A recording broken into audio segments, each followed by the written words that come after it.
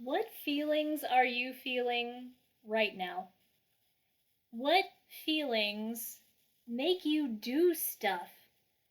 What feelings are most likely to motivate you to get your butt out of your seat and do what I tell you? Is it fear? If I scare you, will you do stuff? Is it joy? If I promise you happiness, if I promise you love, if I make you mad, will that make you do stuff? That's the question for this lecture, because this lecture is all about pathos. It is all about your ability to appeal to an audience using emotions.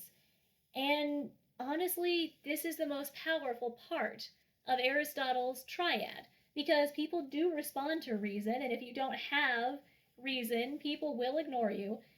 And people will also respond to you being a nice person. But people really respond to it when you appeal to their attitudes and their beliefs and their values, and they have an emotional reaction, and then all of a sudden they have so much energy that drives them to do what you say. That's what we're doing.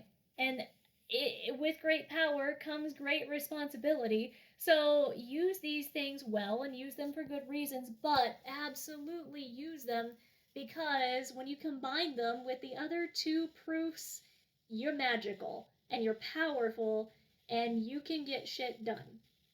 Pathos. Pathos is a good attention grabber. If you get up and the first thing you say in your introduction makes us feel deeply some emotion, you have us.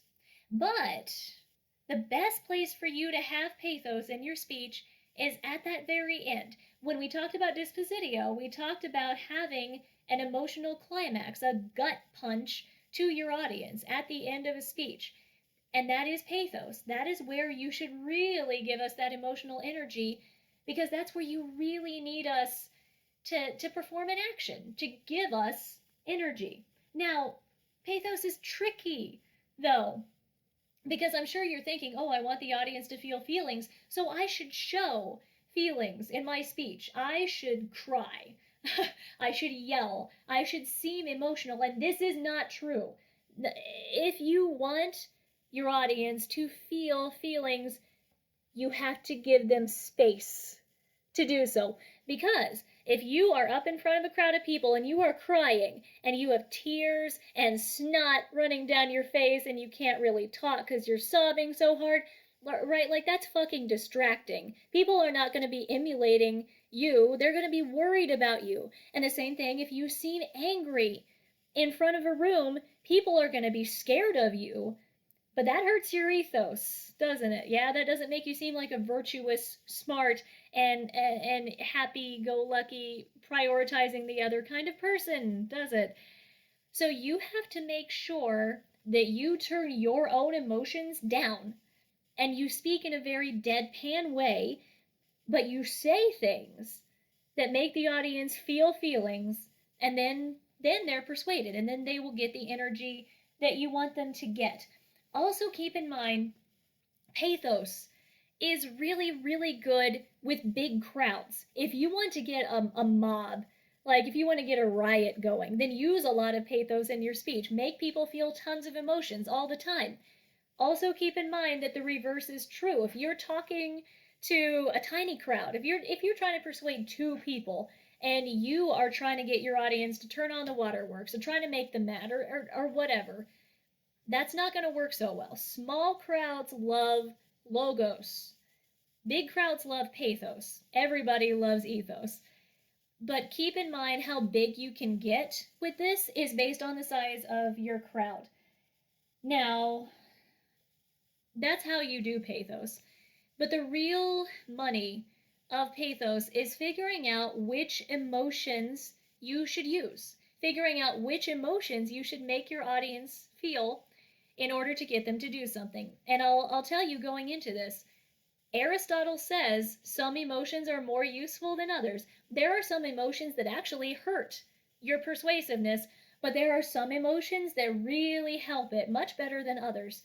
So, what I'm going to do in this talk is give you a list of emotions.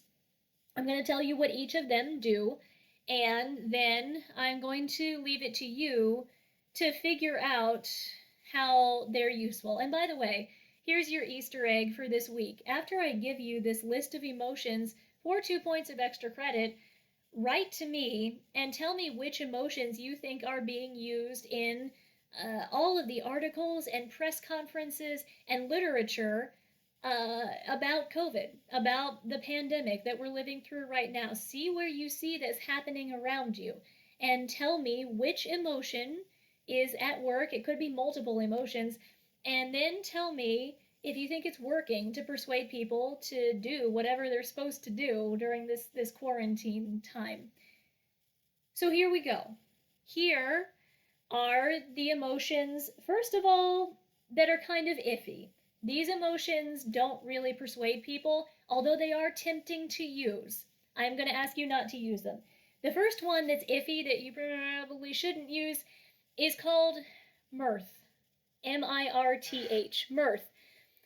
The issue with mirth, which is the emotion that you get when you laugh, when something is funny, is that everybody likes to include it in a speech. In fact, in your last speech, I required you to be funny, right? And funniness really helps your ethos. Funniness makes people like you. People like funny people. But the problem with using funniness to persuade is that if we laugh at something, we don't take it seriously, do we? So if I'm giving a speech about something like climate change, and I'm trying to get you to sympathize with, like, the polar bears or something, and then I tell a joke that makes you think polar bears are, like, amusing, then you're no longer in that place where you're thinking, wow, we should save the polar bears. We're more like, polar bears are cute. That's cool. I'm going to move on and think about sandwiches now, or something, yeah? Funniness makes you discount things. So if you are trying to get people to take something seriously in a persuasive speech, you gotta avoid the jokes and seem as serious as you want the audience to be. Another, and this one's a group of emotions that can be really problematic, even though we really want to make people feel them, is what we'll call the introspective emotions. These are the emotions that make people crawl inside themselves and start thinking about themselves instead of thinking about your speech topic. For example, shame. If you make your audience feel ashamed, they stop listening to you. And you could very easily do this. You could say, hey, you know why COVID is spreading throughout South Dakota? Well, it's your fault. Why did you go to Kessler's this morning? Why did you cough on that old guy? It's your fault. It's all you. And even if that's correct, and even if you persuade somebody in the audience that they're patient zero, all you've done is make them stop listening to you and start thinking they're a horrible human being. That doesn't create change. That just creates a shutdown. So, not helpful. Another emotion in this group is sorrow. If you make people really, really sad, they're crippled. They're not going to be able to emotionally handle action because they're so sad. And another one here is humility. If you make your audience feel humble, make your audience feel like they've been taken down a notch, which is something we would all love to do when we have a platform, it's not going to make them do what you say. It's just going to make them crawl inside their head and stay there, which is not what you want. So avoid the introspective emotions. Also, be very, very careful with this next one. And I say this with the caveat that this next one is the most powerful emotion you can make people feel. If you get people to feel this emotion, they will do anything. But don't do it. This is fear. It's very tempting and very easy, honestly, to scare people into doing whatever you want. It's so easy to say something like, wow, you're going to college. Oh, Aberdeen's got some mean streets there. You better buy this pepper spray. And you do.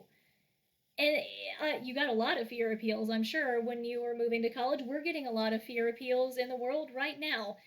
We respond to fear because we think we'll die if we don't. Yeah? Fear is an appeal to people's survival instincts. And if somebody held a gun to you and said, do a thing, you would do it. But that's precisely why fear is not an ethical way to get people to do stuff. Because you're appealing to people as animals who want to live. You're not appealing to us as rational human beings who can process situations and figure out their consequences. Don't scare people into doing stuff. And in case the ethical stance on that isn't enough for you, also keep in mind that people get real sick of getting scared. We see this especially in situations like climate change, where you have been told that climate change is happening since you were tiny. And you've been told that you should do things like recycle since you were tiny. You've been told that it's better to ride a bike than take a car since you were tiny. Do you do it? Maybe some of you do, and that's great, but I bet a lot of you sublimate it. You've heard it so much that you've gotten to a point where you're just like, you know what, in the end, I don't know if I have that much effect on the world, so I'm just gonna, not pay attention. Yeah, so fear, very powerful, does not last especially long, and it's unethical. So do not, in your speech, do not scare us into doing what you want us to do, because I'll see you and I'm grading you, so look out. Huh? But here's what you should use. Here are the emotions that if you make people feel them in your audience, that they will do stuff. The first group of lucrative, useful, good emotions are the happy emotions. Make your audience feel happy. Make them feel joy. Make them feel love. Make them feel compassion, which is the more productive side of sadness. Yeah? Don't make them sad about the polar bears. Don't make them think, oh, well, the world's ending and all the cute baby polar bears, yeah, well, they're toast. Instead, say, oh, the polar bears are cute, right? We should save them. Do things to save them. That's compassion. So if you make people feel joy and love and compassion, Aristotle says because we're attracted to feeling good, that we will do what you are telling us will make us feel good. So those are good. But there are three particular emotions that Aristotle says if you can cultivate them, that they're magical. They work instantly. They are really, really persuasive. And here's those top three. The first one is anger. Piss people off. Say something that will get at least one audience member really upset. And the best thing about anger is that it's contagious. So if you're dealing with a live audience and you piss off one person, then all of a sudden it starts trickling into other people. They hear that one person going, yes, well, harumph. And then all of a sudden, all the 5 people around them are like, harumph. And then eventually you've got an angry mob with like torches and pitchforks and shit. And that's good because anger is the emotion that gives us the most energy. And that means it gives us the most drive to go and do and fix whatever it is we're supposed to do according to you. So get us angry. The second of the top 3 emotions that you can use is emulation. It's emulation. Emulation is our drive to want to be like other people. Now here's the human condition, right? We all have this vague notion that we're a tiny speck in a giant universe, and we don't really know what to do with that because we want to be significant. But we also come into life for the first time not really knowing what we're doing, and we need a blueprint. We need a blueprint to get us towards something that has significance and makes us feel like we matter, and then we do the thing. So give your audience a role model. That's part of what ethos is, because you can be the role model. Be like me. Change your mind about this. Yeah, that's persuasive. But even if you don't think you are enough to do that, cite somebody else. Show them somebody else who did the thing, like show them a celebrity who donated money to the cause that you're talking about, and people will think, I can do that too. Thank you for the blueprint about how to live my life in a significant way. And then you're good. The third really lucrative, really useful emotion, has a name that's a little disingenuous, but let me explain. Uh, this is patriotism. And patriotism, literal patriotism, is an example of this, but there's more. Basically, this emotion is that feeling that you are a part of something big, that you are a part of something that is more encompassing, more pervasive than just yourself. This is your feeling of being part of a group so that you're not lonely. Patriotism is anything that makes you feel like you're part of something bigger than you. And yes, literal patriotism does that. When you say something like God bless America and everybody else says it with you, then you're like, I'm not just me. I am part of America. It's the same thing you get when you do the thing at the football games, and like by itself this means nothing. But when you put it together with a bunch of other people, then boy howdy, it means go Wolves, and it means that you are part of something big. This was something that was used on you a lot when you came to college. When you went to Club Rush, people said, join our club, you'll be part of something bigger than you. Or even when you were deciding about colleges, you looked at them and you were like, which of these bigger things would I like to be a part of? I want to be in a community. So if you can make your audience feel like they are part of a group, like they are a member of a cause, like they have joined a movement, that makes patriotism happen, and it makes them feel secure and comfortable that they are not alone. So those are Aristotle's top three emotions: anger, emulation, patriotism. And if you can use those, then oh boy, people will listen to you, people will follow you. And you can win at life with this stuff, or at least you can persuade people. So keep this in mind. Keep in mind logos, be logical, make sense. Keep in mind ethos, be a person people want to listen to. But also keep in mind emotions, because that's where the rubber hits the road and people leave your speech and do the thing. Keep all of these in mind in your speech. I expect to see all of them being employed. But more importantly than that, give your speech about something you care about and you want to persuade people about, and these tools will persuade. And I think you'll find that you can be very successful, particularly with a speech that you're probably going to be uploading to YouTube, because you can share that shit and you can persuade the whole damn internet if you want to. I hope this is good. I hope this is helpful.